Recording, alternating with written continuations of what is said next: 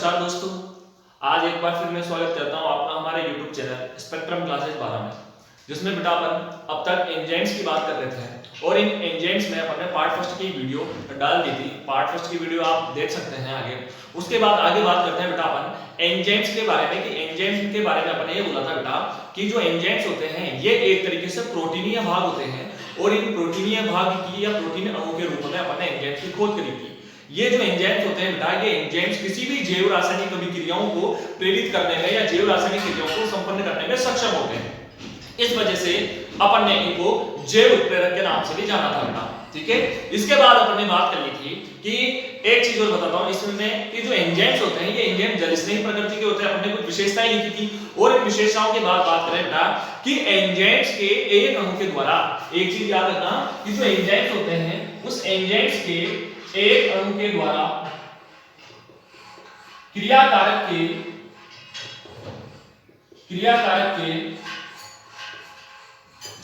जितने अणु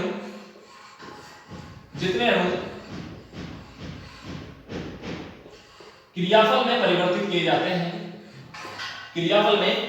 किए जाते हैं, ये क्षमता उनकी क्या कहलाती है बेटा? टर्नओवर नंबर कहलाती है। टर्नओवर नंबर कहलाती है। इसको किस नाम से जानते हैं बेटा अपन? इसको आणविक सक्रियता या फिर टर्नओवर नंबर के नाम से अपन जानते हैं बेटा। तो क्रियाकारक के एक अणु के द्वारा प्रति मिनट जितने क्रियाकारक के जितने अणुओं को क्रियाफल में परिवर्तित किया जाता है ये उनकी टर्नओवर नंबर कहलाती है बेटा, ये सक्रियता। और ये क्या करती है? जैविक अभिक्रियाओं को संपन्न करने में सहायता करती है। आज हम बात करेंगे बेटा एंजाइम्स के प्रकार की, यानी कि जो एंजाइम्स होते हैं बेटा ये एंजाइम्स कल अपन ने बात कर ली थी। सामान्यतः एंजाइम एक्सो एंजाइम होते हैं और एंडो एंजाइम होते हैं। आज हम बात करेंगे आणविक संरचना के आधार पर एंजाइम के प्रकार। तो आणविक संरचना के आधार पर जो एंजाइम होते हैं बेटा वो मुख्यतः दो प्रकार के होते हैं। कौन कौन से? एक तो होते हैं बेटा सरल एंजाइम और एक होते हैं संयुग्मित एंजाइम। सरल एंजाइम और संयुग्मित एंजाइम क्या होते हैं बेटा? ये जो सरल एंजाइम जो होते हैं बेटा ये क्या करते हैं बेटा? ये सरल एंजाइम एक कार्बनिक अम्लों की श्रृंखला से जुड़ी हुई अवस्था में पाए जाते हैं और सामान्यतः प्रोटीनीय भाग से जुड़े हुए होते हैं। ठीक है, और इनकी जो संरचना होती है वो सामान्य होती है।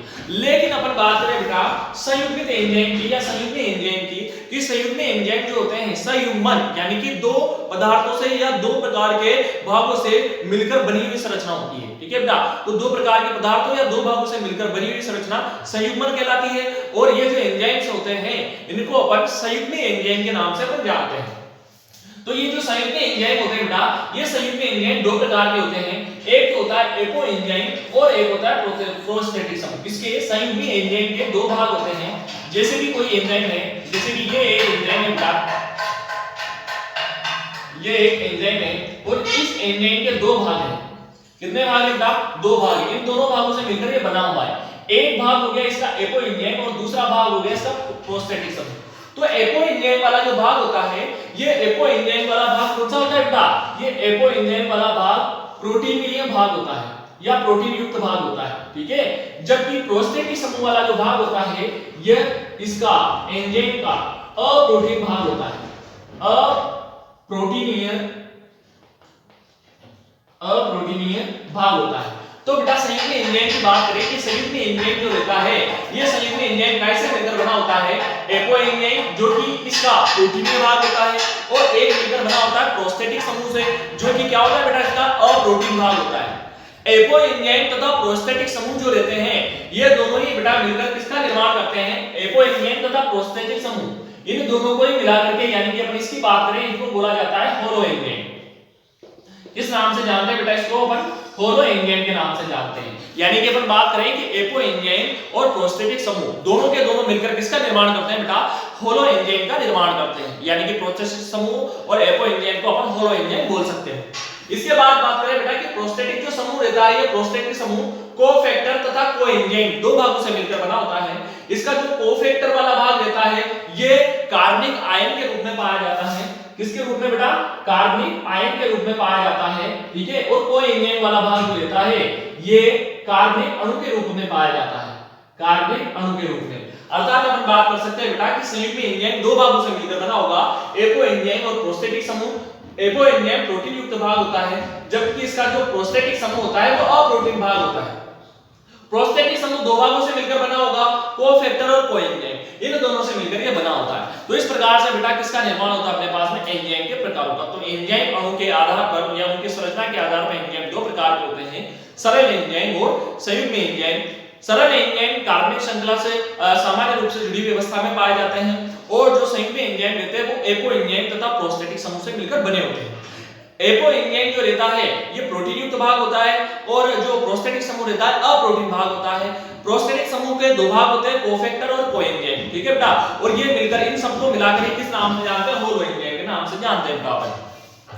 अब अपन बात करते हैं बेटा किसकी, कि एंजाइम की क्रियाविधि क्या होती है, कि एंजाइम किस आधार पर कार्य करते हैं। तो अपन बात करते हैं बेटा एंजाइम्स की क्रियाविधि,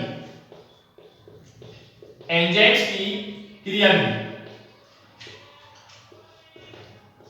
एंजाइम्स की क्रियाविधि को समझाने के लिए बेटा दो वैज्ञानिकों द्वारा अलग-अलग अपनी परिकल्पनाएं दी गई है, और इन परिकल्पनाओं की बात करें तो सबसे पहले एक सिद्धांत दिया गया है बेटा लॉग एंड की थ्योरी, यानी कि अपन इसको सामान्यतः बोलें तो इसको ताला-चाबी सिद्धांत के नाम से भी जानते हैं। ताला-चाबी सिद्धांत इस नाम से इसको जाना जाता है। लॉग एंड की थ्योरी का प्रतिपादन जो किया था बेटा वैज्ञानिक एमिल फिशर ने किया था। किसने करा था बेटा, वैज्ञानिक एमिल फिशर ने इस लॉग एंड की थ्योरी का प्रतिपादन किया था, और इन्होंने ये बताया कि जो भी एंजाइम्स रहते हैं बेटा, इन एंजाइम्स के ऊपर कुछ विशिष्ट सक्रिय स्थल पाए जाते हैं, जिनको अपन सक्रिय स्थल के नाम से जानते हैं। जैसे कि ये इनको किस नाम से जानेंगे बेटा, अपन इनके सक्रिय स्थल के नाम से इनको जानते हैं, ठीक है।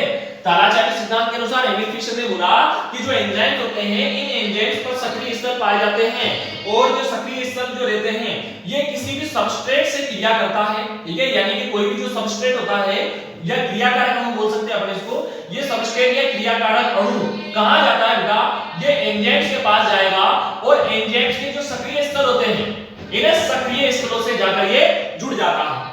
जब ये सक्रिय स्थलों से जाकर जुड़ जाता है, जुड़ने के बाद में क्या बनाता है बेटा, ये एंजाइम सबस्ट्रेट कॉम्प्लेक्स का निर्माण कर लेगा, यानी कि इससे पूर्ण रूप से जुड़ जाएगा, और किसका निर्माण करेगा, एंजाइम सबस्ट्रेट कॉम्प्लेक्स का निर्माण कर लेगा।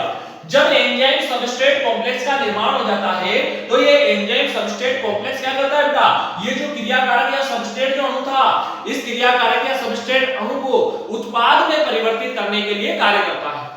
और क्या करता है बेटा, कि जैसे एंजाइम सबस्ट्रेट कॉम्प्लेक्स का निर्माण होता है, तो इस क्रियाकारक अणु को उत्पाद में बदला जाता है, और इस दौरान क्या होता है, एंजाइम इससे पृथक हो जाता है, और दो नए प्रोडक्ट यानी कि उत्पादों का निर्माण होता है, ठीक है बेटा। तो ताला-चाबी सिद्धांत के अनुसार उन्होंने ये बताया कि जो एंजाइम्स होते हैं उन एंजाइम्स के ऊपर एक निश्चित स्थान पाया जाता है, जिनको अपन सक्रिय स्थलों के नाम से जानते हैं, और उस निश्चित स्थान से एक निश्चित प्रकार का सबस्ट्रेट ही जाकर जुड़ सकता है, जिसकी संरचना से उसके जैसी होती है। यानी कि एक निश्चित एंजाइम से एक निश्चित प्रकार का सबस्ट्रेट जाकर जुड़ता है, और एंजाइम सबस्ट्रेट कॉम्प्लेक्स का निर्माण करता है। एंजाइम सबस्ट्रेट कॉम्प्लेक्स बाद में इसको उत्पाद में चेंज करता है, प्रोडक्ट में, और एंजाइम अणु अलग हो जाता है, और नए प्रोडक्ट का निर्माण होता है। तो बेटा वैज्ञानिक एमिल फिशर ने समझाया कि एक एंजाइम के ऊपर निश्चित सक्रिय निश्चित संरचना वाले सक्रिय स्थल पाए जाते हैं, और उन सक्रिय स्थलों से एक निश्चित संरचना वाला एंजाइम जाकर जुड़ता है, और जुड़ करके एंजाइम सबस्ट्रेट कॉम्प्लेक्स का निर्माण करेगा, और एंजाइम सबस्ट्रेट कॉम्प्लेक्स बाद में एंजाइम को अलग करके प्रोडक्ट का निर्माण कर लेता है। इसके बाद बात करते हैं बेटा अपन सेकंड परिकल्पना। सेकंड परिकल्पना दी किसके द्वारा बेटा, प्रेरित आसंजन सिद्धांत। किसने दिया बेटा, डी कॉर्लेट ने, कि प्रेरित आसंजन सिद्धांत दिया गया डी कॉर्लेट ने। अब ये डी कॉर्लेट ने जो प्रेरित आसंजन सिद्धांत दिया था बेटा, ये जस्ट लॉग एंड की थ्योरी के अपोजिट था। इन्होंने तो बोला कि एक एंजाइम जो अणु रहता है, उस एंजाइम अणु के ऊपर एक निश्चित संरचना वाले सक्रिय स्थल पाए जाते हैं, और एक निश्चित संरचना वाला जो एंजाइम रहता है वो उस एंजाइम के से जाकर जुड़ जाता है, सबस्ट्रेट जो रहता है वो उस एंजाइम से जाकर जुड़ जाता है। लेकिन यहाँ पर डी कॉर्लेट ने ये बताया कि जो एंजाइम्स होते हैं बेटा, उन एंजाइम्स के ऊपर उनकी जो संरचना रहती है वो परिवर्तनशील रहती है, यानी कि अस्थिर संरचना वाले एंजाइम्स पाए जाते हैं, और उन अस्थिर संरचना वाले एंजाइम्स में जब सबस्ट्रेट जाकर जुड़ता है, तो वो सबस्ट्रेट की जैसी आकृति होती है, उस सबस्ट्रेट की संरचना के जैसे ही उस एंजाइम की संरचना को परिवर्तित कर दिया जाता है। यानी कि पहले से संरचना फिक्स नहीं होती है, जब सबस्ट्रेट उस एंजाइम से जाकर जुड़ेगा, तो जुड़ने के बाद में उसकी संरचना परिवर्तनशील होगी, और वो उसके साथ जुड़कर एंजाइम सबस्ट्रेट कॉम्प्लेक्स बनाएगा। तो देखना कि इसकी जो आकृति होती है प्रेरित आसंजन सिद्धांत के अनुसार कि ये जो एंजाइम है बेटा, इस एंजाइम की जो संरचना है वो एक अनिश्चित संरचना है, कैसी भी संरचना हो सकती है, और इसकी ये क्या है बेटा, एक्टिव साइट यानी कि सक्रिय स्थल है। अब सक्रिय स्थल की आकृति, और ये है अपने पास में सबस्ट्रेट। ये जो सबस्ट्रेट होता है बेटा, इसकी संरचना इसकी जैसी नहीं है, लेकिन फिर भी क्या होगा कि जैसे सबस्ट्रेट इस एंजाइम के पास जाता है, तो एंजाइम के पास जाने के बाद ये क्या करता है बेटा, इस एंजाइम की जो संरचना होती है उस संरचना में क्या कर देता है, परिवर्तन कर देता है। और जब इसमें परिवर्तन हो जाता है, तो परिवर्तन होने के बाद ये जो एंजाइम होता है ये इस सबस्ट्रेट से जाकर जुड़ जाता है, और जब इस सबस्ट्रेट से जाकर जुड़ जाएगा तो जुड़ने के बाद क्या करता है बेटा, एंजाइम सबस्ट्रेट कॉम्प्लेक्स का निर्माण कर लेता है। और एंजाइम सबस्ट्रेट कॉम्प्लेक्स का जैसे निर्माण होता है तो अपन को पता है कि ये क्या करता है बेटा, इसको क्रियाफल में, क्रियाकारक को क्रियाफल में या उत्पाद में प्रोडक्ट बनाने का कार्य करता है। और जैसे ये प्रोडक्ट निर्माण के लिए क्रिया को आगे बढ़ाता है, तो जो एंजाइम होता है ये इससे पृथक हो जाता है और नए दो प्रोडक्ट का निर्माण कर लेता है। इस प्रकार से बेटा लॉग एंड की थ्योरी और प्रेरित आसंजन सिद्धांत के द्वारा एंजाइम की क्रियाविधि को समझाया गया है। तो आज हमने बात करी बेटा, आज हमने बात कर ली है कि एंजाइम्स के प्रकार, उनकी आणविक संरचना के आधार पर, और एंजाइम्स की क्रियाविधि। एंजाइम्स के प्रकार की बात कर ली कि एंजाइम दो प्रकार के, सरल एंजाइम, संयुग्मन एंजाइम, उसके दो भागों से मिलकर बना होता है, एको एंजाइम, प्रोस्टेटिक समूह। इन दोनों को होलो एंजाइम के नाम से जानते हैं, और प्रोस्टेटिक समूह भी कोफैक्टर को एंजाइम से मिलकर बना होता है। एंजाइम की क्रियाविधि की बात करें, तालाचार्य सिद्धांत एमिल फिशर द्वारा दिया गया।